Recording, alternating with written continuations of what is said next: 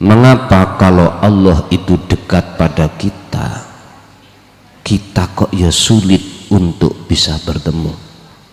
Padahal secara ilmu, caranya praktek sudah. Jikalau hati kita menerjemahkan pertemuan itu dua sosok, masih dua sosok, nggak akan bisa. Sebab pada hakikatnya pertemuan itu bukan maksud si hamba, si makhluk itu bisa bertemu Allah. Ya ten. Kula niki Gusti kawula panjenengan. Lho niki lho Pak, prosese tauhid la ilaha illa anta di sini hakikat. Kalau ini sih ada dua, kalau masih ada dua berarti belum dikatakan bertemu. Muncullah di situ kata perintah. Apa perintah? Nafikanlah di antara dua ini. Nafi. Anta Allah, ana makhluk, harus hilang. Alat mengatakan lafi jubati illallah, ning jero klambiku gak ono sapa nggak ada siapa-siapa kecuali saya. Loh, sing ngucap niku bukan al-halat Pak. Berhubung jenengan bersaksinya terhadap al-halak, maka otomatis Anda menuduh al-halak ngaku-ngaku jadi Tuhan, jadi Allah. Inilah benang merahnya itu. Coba sedikit saja jenengan peduli Allah di alam akhirat dalam diri al-halak, menangis Anda nanti.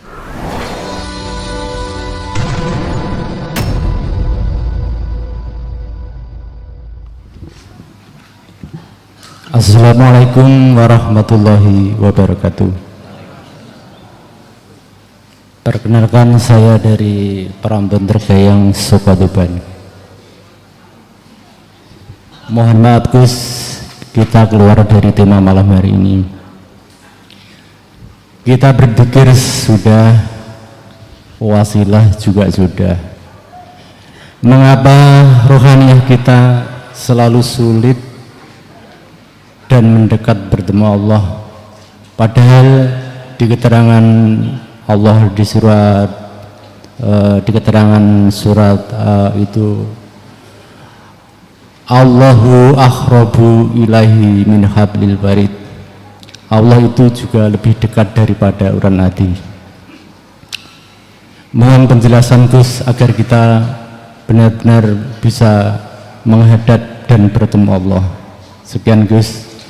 Wassalamualaikum warahmatullahi wabarakatuh. Waalaikumsalam warahmatullahi wabarakatuh. Ini tadi malam saya jadikan materi di Jogja. Mengapa kalau Allah itu dekat pada kita, kita kok ya sulit untuk bisa bertemu? Padahal secara ilmu, caranya praktek sudah. Konten kemarin sebagai jawaban, salah satunya diantara mengapa kita kok ya masih sulit bertemu Allah. Pertama, jikalau hati kita menerjemahkan pertemuan itu dua sosok, masih dua sosok, nggak akan bisa. Sebab pada hakikatnya pertemuan itu bukan maksud si hamba, si makhluk itu bisa bertemu Allah. Ya ten. Memang awalnya prosesnya ngoten. Coba kita lihat di papan. Berdasarkan tauhid la ilaha illa anta, di sini akan memunculkan dua sosok. Sosok pertama adalah anta rabbuka, anta rabbi, mohon maaf, ini anta rabbi. Anta utawi panjenengan Gusti iku rabbi pangeran ingsun. Itu yang pertama. Yang kedua, ana utawi ingsun iku abduka.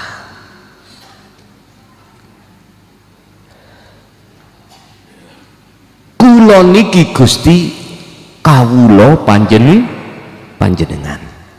Lho niki lho Pak, prosese tauhid la ilaha illa anta di sini hakikat. Kalau ini sih ada dua. Kalau masih ada dua berarti belum dikatakan bertemu. Muncullah di situ kata perintah. Apa perintah? Nafikanlah di antara dua ini. Nafi. Anta Allah, ana makhluk, harus hilang dengan cara tazkiyatan nafsi, bebersih diri dari dua hal tadi sing dimaksud disebut khalwat. Yakfur tinggalno bitauhuti, tauhud nuru tadi. Waduh, bahaya ini.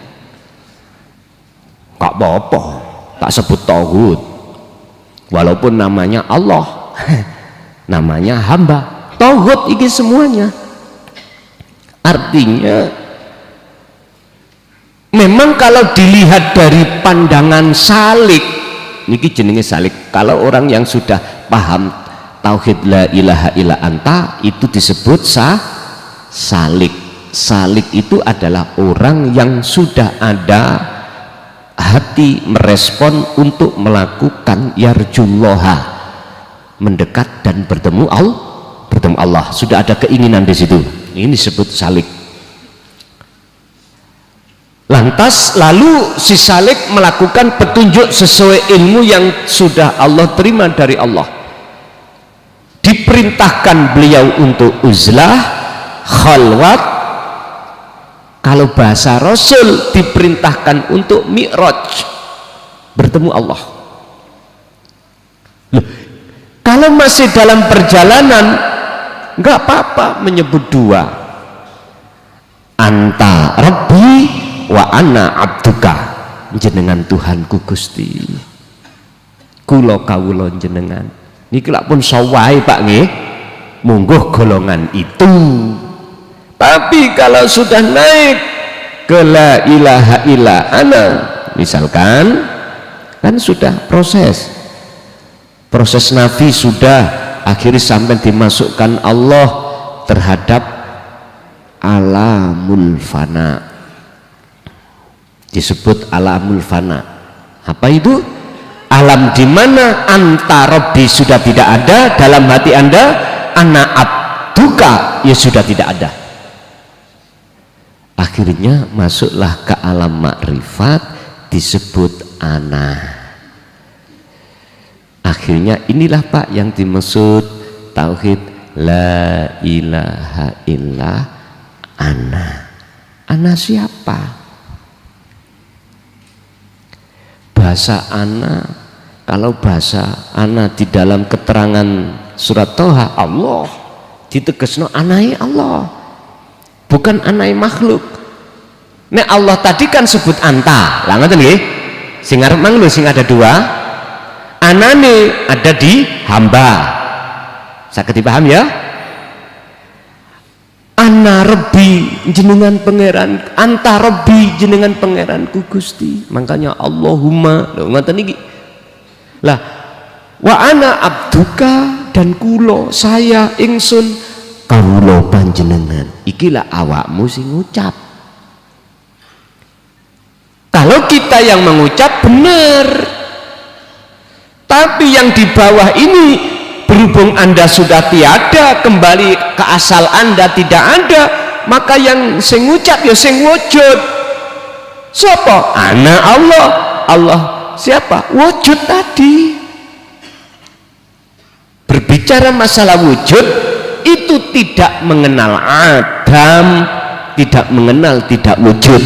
Makanya mengapa sifat wajibnya Allah 20 itu pertama hanya wujud yang dimasukkan sifat nafsiyah. Apa sifat nafsiyah? Sifat yang tidak boleh ada pada selain Allah. Diri. Makanya betul Syekh benar, betul ngomong anak Allah. Sebab yang membaca anak Allah itu Allah sendiri. Berhubung kita samiin yang kita faham keadaan disitulah akhirnya menyalahkan. Betul Al-Halad mengatakan lafi jubati illallah, ning jero klambiku gak ono sapa nggak ada siapa-siapa kecuali saya. Loh, sing ngucap niku bukan Al-Halad, Pak. Berhubung jenengan bersaksinya terhadap Al-Halak, maka otomatis Anda menuduh Al-Halak ngaku-ngaku jadi Tuhan, jadi Allah. Inilah benang merahnya itu. Coba sedikit saja jenengan peduli Allah di alam akhirat dalam diri Al-Halak, menangis Anda nanti. Makanya kok umpama saat itu aku jadi lawyer umpama lawyernya beliau tak belo Pak mati-matian Al-Halad.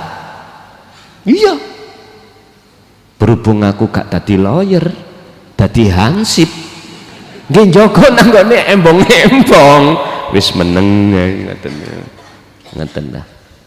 Niki pemahaman daripada yang disebut ana ya. Prosesnya ada di situ. Apabila kita itu masih memahami bahwasanya bertemu itu ada siro ingsun mboten saged. Ya niku persoalane sing gawe ruwet ya wonten mriku. Sama halnya kita salik muter-muter di jalannya sendiri. Wis, apa tarikahmu? Ngeten. Wiritan terus mumet. Sedangkan kunci untuk ke miftahul hayah, miftahul musyahadah nggak sampean genahno, ya wis, ya muter-muter terus wis. Ibaratin jenengan niki dicancang tangan sampean niku nak nggone cagak leneng niki. Arepe nang Mojokerto kota mboten saged sik kecancang mumet kayak rohul. Aku punya dulu itu ketek namanya rohul, tak menehi rantai Pak ngoten niku. Lah rohul iku nggih saged nggih mumet ning dalane kuno piyambak mboten saged ning rono-rono mboten saged. Ya laksana seperti itulah. Krono rantai keakuan diri makhluk belum bisa dilepaskan dan rantai anta Allah belum bisa lepas. Satu. Nomor dua, mengapa kok sulit Allah itu kita temui padahal Allah lebih dekat daripada urat nadi? Jawaban salah satu di antara yang menyebabkan di situ adalah karena hati kita masih menengok keindahan hati keindahan alam dunia. Terus solusinya ya melaku wong ngulon terus, jangan toleh. Artinya zikir yang sudah Allah jelaskan sampai berulang-ulang kali tentang zikir yang bisa masuk membedah alam akhirat itu loh mboten kita gatekake, tidak kita seriusi. Ngilmune wis paham, sekarang praktek tak tanya Wis praktek setiap napas belum? Wadhkur isma rabbika bukratan wa asila. Setiap siang maupun malam hatimu jangan kau sibukkan dengan membaca dan memikir menghayati apa-apa. Cukup hatimu itu setiap saat dan waktu berzikir. Sudah belum? Gak usah perlu jawaban saya, jawaban dugi hati sampean masing-masing. Ono sing jawab ngene, nggih yok napa lho saged terus menerus Gus, lha kiwaku nyambut gawe gini iku asine alasan nafsu kita masing-masing. Alasan nafsu kita masing-masing, Pak. Nggih nyun sewu ngeten mawon, yang termudah nek pancen jenengan iku alasan seperti itu. Nang dindi sampean nggawa tasbih apa digital nih, kalau santri-santri cilik niki kan nggawa ngoten, saya sing pun dibeat kan nggawa ngoten. Wis niku kanggo mudahno ati sampean iku nyetrum dzikir nang Allah. Ngoten ta. Paham nggih? Urusan kok dadine kaya apa, kapan kaya apa, sampean pun khawatir karena Allah sudah berjanji sapa wonge sing duweni niat keinginan yarjullaha fa inna ajalallah la'at. Al-Ankabut ayat 5. Barang siapa yang hatinya ada keinginan untuk bertemu Allah, maka Allah wis janji dalam waktu yang sudah Allah tentukan. Nah iki kok ketemu ini. Tapi ingat, napas sampean kali kula mlebu metu iku nggawa takdir. Takdire mek ana loro, eling apa lali. Saya tidak membahas dzikir tentang bala nikmat taat maksiat mboten. Napas mlebu metu sampean iku mesti nggawa takdir loro, siji antara ingat dan lalai. Enggak apa-apa Pak, kanggo proses pembelajaran kita untuk membawa tasbih memang. Sing penting ojo nggo tasbih Sunan Bonang. Aduh nang ngene nyun sewu Pak, nyun sewu. Ngarepe jamaah ngene. Arepe budal, arepe ceramah niku lho ning ngene panggung ngoten. Wow ini. Ya semoga nek jenengan mampu menghindari riak, silakan. Enggak ada masalah. Cuman aku ojo dibujui, kecuali jenengan zadab. Dan ini memang betul saged kesilauan hati jenengan iku songko makhluk betul saged. Wong jadab wong gendeng gimpun. Makanya cukup kita pakai digital itu aja. Terus sambil dodolan rapopo, mungkin ngedoli gak keliru, nek keliru ya bagus. Keliru maksudnya piye? Wong tuku sekilo tak kei 2 kilo iku kelomanen awakmu iku. Rapopo ta ya? Rapopo, mboten napa-napa. Ora bakal rugi awakmu. Nyusui 20.000 padha lorone dijukukno 200.000. Mboten napa-napa, loman awakmu. Gak mungkin jenengan akan melarat, gak mungkin. Nggih. Wis niku salah satu mengapa kita kok sulit bertemu Allah, padahal Allah itu ada pada diri kita masing-masing. Nggih, wonten melih.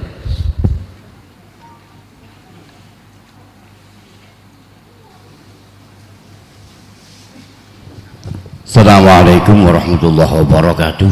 Gus yang kula hormati, awal jenengan matur kala wau, kenapa ilmu tauhid ini tidak dipelurkan oleh para pendahulu kita beberapa abad yang lalu.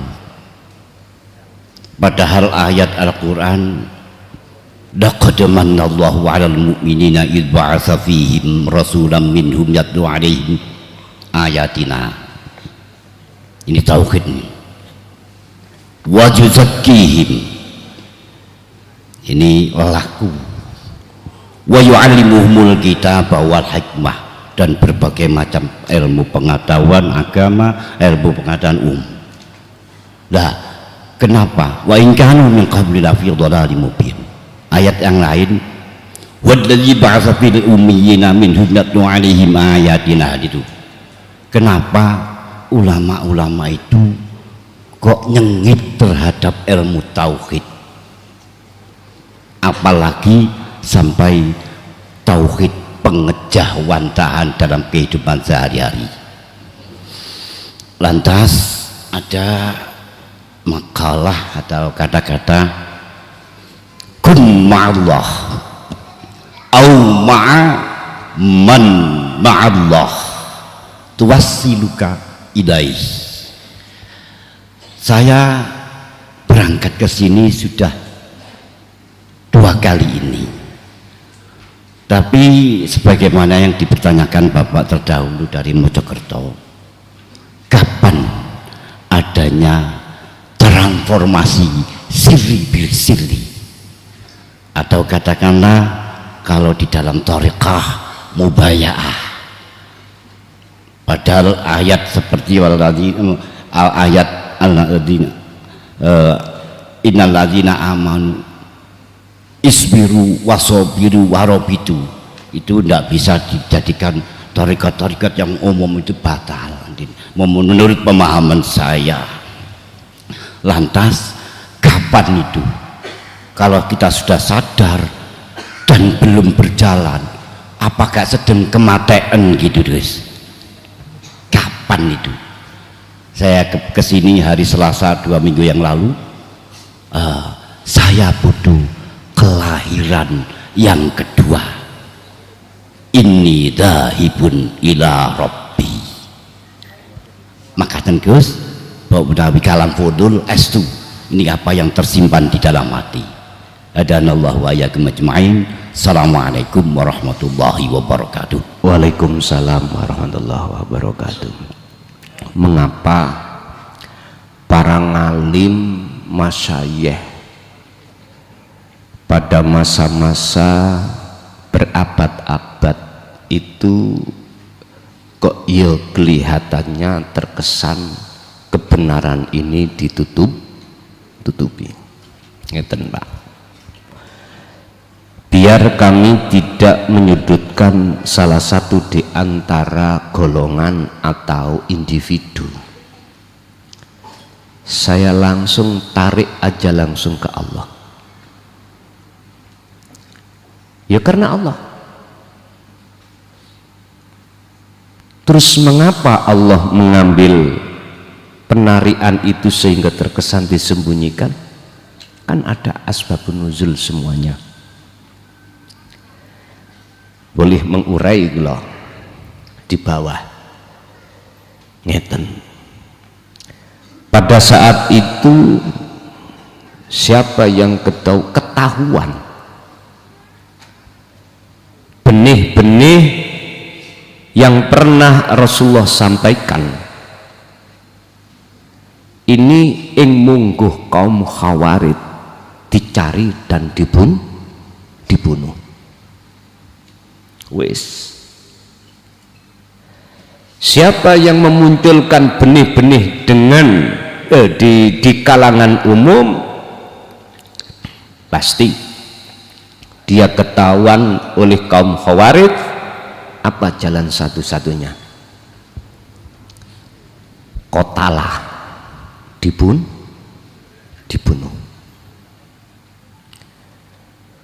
Kutila mongko den bunuh sapa man wong sing nyampekno kuwi, pasti Pak iku. Dengan cara apa kaum Khawarij? Macam-macam. Dan sejarah itu dialami oleh kita-kita sebelum masuk di dalam tahun 2014 ke belakang, seperti itu semuanya. Bukan perkaranya dia itu hatinya tidak dipenuhi nur makrifat, enggak. Memang niku diamankan oleh Allah. Mengapa diamankan? supaya nanti ini suatu saat yang sudah Allah tentukan akan dimunculkan. Ibarat Pak, ibarat nek durung waktu nih kok dipeksa ae, ya jadinya tak nyaman, ra nyaman. Istilah ini jenengan punya yang namanya tanaman mangga, kok belum tua mangga itu sampai ambil, rasanya juga beda, rasa manis belum ada, yang terjadi rasa kecut. Berhubung pada saat itu wong akeh wong meteng, akhirnya nom-nom iki dirampesi ae, perlu nih damel rujak damel rujak. Nah sekarang sudah tua-tua waktunya, ya harus diambil. Bapak Ibu, kalau kita mengambil alasan yang jumhur, dawuh beliau mengeten, siapa yang pernah saya datangi dan ku ambil dan ku minta nasihatnya itu kalimatnya cuma dua, siji cek gak dadi fitnah, loro durung waktu ninggir. Matan. Berarti kalimat dua ini apabila diterak mesti jadi fitnah, jadi fitnah, apalagi di tengah umum. Dan lebih dikhawatirkan lagi, gerombolan kaum khawarij pasti tahu. Kalau sudah tahu, ya sampean redewi seperti itu, minimal diusir, diobong omai, seperti itu Pak. Lah Allah mengamankan supaya tidak terjadi di bawah perkara itu dengan mentakdirkan ditutup lesannya hatinya para arif untuk tidak keluar. Andai kata Gusti Allah sik brosot ae, mesti dibikin model kinayah atau isyarah. Akhirnya korbani sampai kali kulo sing atini memang betul-betul ingin mencari, ndas niki munyeng. Ya sudah, sekarang sudah kita lewat tahun yang apa Allah tentukan. Akhirnya tidak hanya di mimbar majelis taklim saja hal ini dibahas, bahkan lebih luas lagi di medsos. Di medsos podo berani sudah mengatakan kebenaran yang apa selama ini terkesan disembunyikan, biar tidak menyerang atau ngeribeti hati sampean. Cukup satu mawon, sebab dulu itu mengapa enggak diflorkan, biar kita enggak menyalahkan golongan dan individu. Yes, memang karepe Gusti Allah gak ditokke, laksana wong meteng durung wayahe bayi, ngoten awet. Lah saknake sampun wae babaran otomatis mboten kuat Pak. Nek wat iku wis teko, ibu aku tanya kuat ta sampean nahan wat, dengan sendirinya akan mendorong si bayi itu akan keluar. Sakniki canggih Pak, ada bayi tidak keluar dari tempatnya, bolongan ini lho enggak, yaitu operasi sesar. Saniki penak wis dokter wis mboten soro-soro ya toh. Ningali jame, wat mulai jam berapa? Terus buka piro? Ngerti buka apa men Pak? Ngerti nggih buka nggih? Bukan buka rok niku bukan. Lah niki sing tahu ku dokter utawa Bu Bidan. Dadi ana buka siji, buka loro, buka telu, buka 8 dan lain sebagainya. Ibu ini sing pengalaman. Lah kalau diprediksi oleh dokter ini nanti akan membahayakan kesehatan si ibu, mau tidak mau wajib operasi. Niku pertimbangannya dokter secara syariat. Akhirnya digekno dalan liya, Pak. Seret. Teko weteng niki lho biasae. Mboten ndugi geger, ndugi weteng. Loh. Ngoten niku kula nggak ada videone, Pak ngian. Bagaimana cara dokter itu menangani ketika saat ngoperasi ini kula nggak ada videone. Oh ngono ae. Mbeto berang geraji dibelek ngoten. Jadi Pak, tentang ilmu hakikat nujum makrifat bukan berarti para masyayikh dulu itu nur makrifatnya itu tidak mencorong, tetap mencorong. Oleh karena di situ atas kudrat dan iradahnya Allah itu tidak boleh dikeluarkan, maka saat itu terkesan disembunyikan. Memang akibatnya ya niki wau sampean tahu dewe.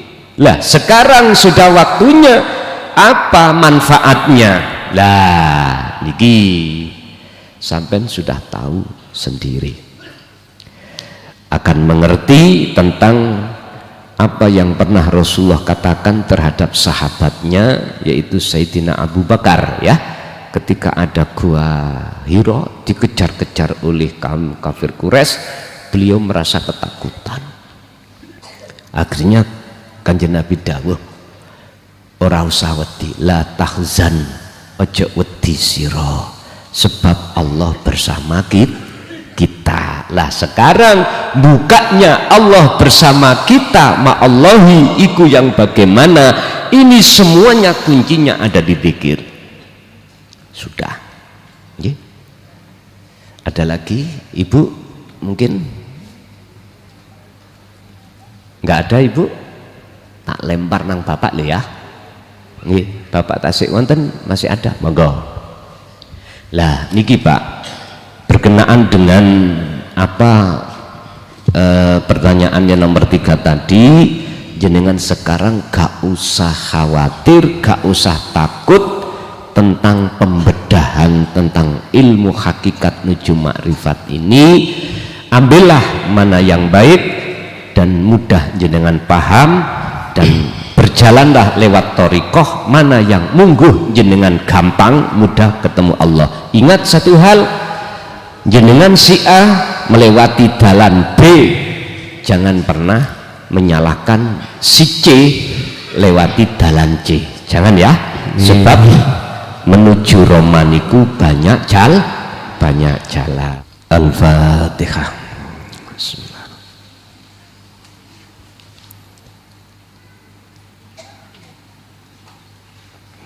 Akhirul kalam, assalamualaikum warahmatullahi wabarakatuh.